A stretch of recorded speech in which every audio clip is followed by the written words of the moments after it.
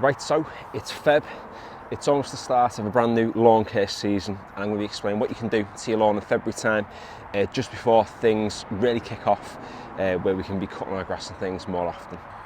Now you can see that for February time, this lawn isn't looking too bad whatsoever. It's still quite a thick sward, which isn't too bad. We do have the odd weed knocking about, so there's some clover that's starting to grow down here.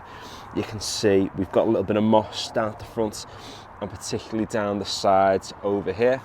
But on the whole, it's in a pretty decent condition.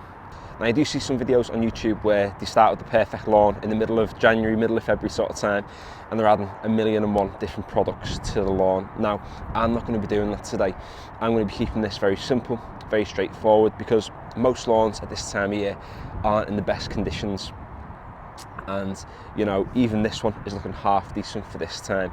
But I'm going to be explaining the sort of the simple steps that you can take in Feb, the things you should be doing, the things you shouldn't be doing, and how you can actually get your lawn ready for, like I said before, that new lawn care season. Now, one of the things you can start to think about in Feb is actually cutting your lawn for the first time. You can see with mine now, there's quite a lot of length in it, and this is much longer than what I'd usually have it like during, you know, the spring and the summer. And even though we've not got consistent growth throughout Feb, we do have warmer days or warmer spells. So for example, today's 10 degrees, tomorrow's 12, the next day's 12.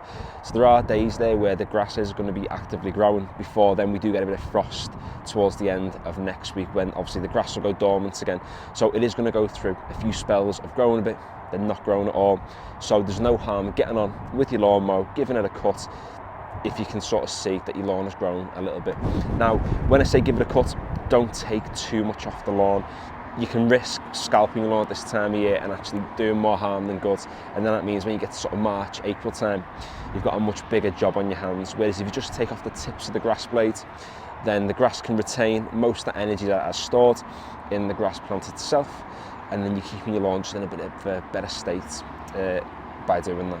And just make sure you charge your batteries as well, because I hadn't done this, and I tried making this video yesterday, all the batteries are dead.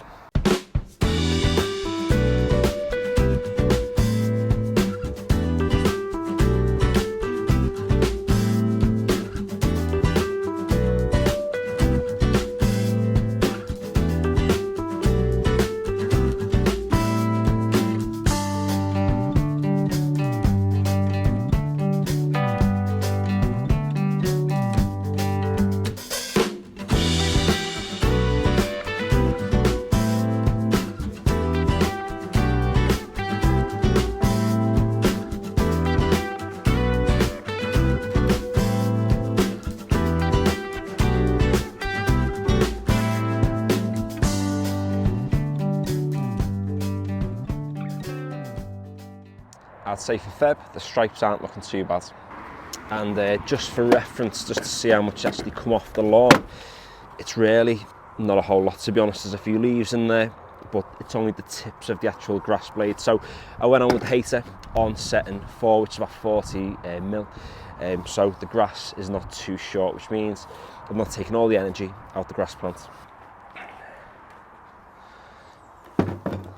So the last thing we're going to do today to the lawn is we're going to get on with a little bit of seaweed extract. Now, you need to be putting this on your lawn on a regular basis, just because it helps with the actual nutrients of the soil itself, which then results in you getting a more healthier plant. So I've got this one from A1 Lawn, but you can also get this one, the Envy Seafeed Extra as well.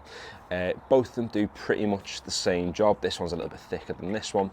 Doesn't really matter which one you use, because it's this time of year now where if you actually put those nutrients into the soil from the seaweed, it gets your grass off to a really good start when we then get into March, April time, when the actual real lawn care stuff really kicks off. Always put a little bit of water in your sprayer to begin with, just so you've actually given the product something to mix with before you add the rest of your water. I've used this that many times now. I roughly just eyeball what I need. If you go a little bit over with your seaweed, it's at the end of the world. No one's going to die.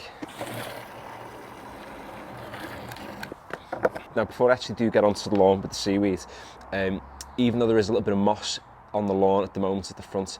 I'm going to hold off until another day, and the reason for that is it's a little bit windy today, and what I don't want to risk is spraying the iron and the iron getting onto the walls and any other hard surfaces and staying in them. So I'm going to wait for a day where it's a bit calmer, and it's not really life or death whether I get on the lawn today with the iron or whether I get on the lawn in about 3 or 4 weeks, because it's going to green up the lawn, it's going to kill off that moss, and it doesn't really matter if I do it now or if I wait a few weeks. Forgot this.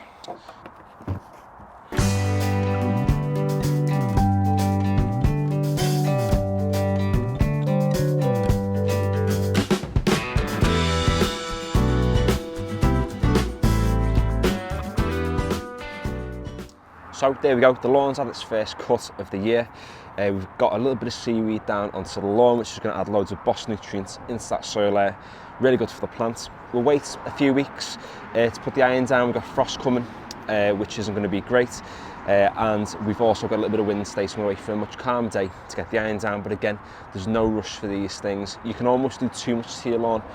So for example, if you put loads of nitrogen down with your fertiliser, it's going to encourage loads of rapid growth, but it's going to be really thin, weak blades that come through, which is then going to result in really poor root development as well. And then when you get later into the next few months, sort of March, April time, you've almost weakened your grass before you've even started. So hold off on any sort of nitrogen heavy fertilisers for now. Think of only put stuff down that's really going to support the root development, add nutrients into the soil, and it's just about sort of maintaining and managing the lawn at this point, getting it ready for the new lawn care season. Like I said at the start, you can't spend hundreds of pounds and put a bajillion different products down onto your lawn, but you don't have to. If you're working in the week and you've not got the time, then a few simple steps like this will help you just get a half decent lawn. And if you want to check out any of my other videos from last year to see sort of how this lawn was looking in the spring and in the summer, they're all on my channel. You can have a look, and you can see by following some very basic steps, you can get your lawn into a half decent condition. So cheers for watching today's video. If you enjoyed it, feel free to give it a like, and if you'd like to check out any of my other content, then feel free to subscribe. And finally, thanks for watching. And if your lawn isn't looking like what my front lawn is looking like at the moment, then just remember that this is what my back lawn looks like.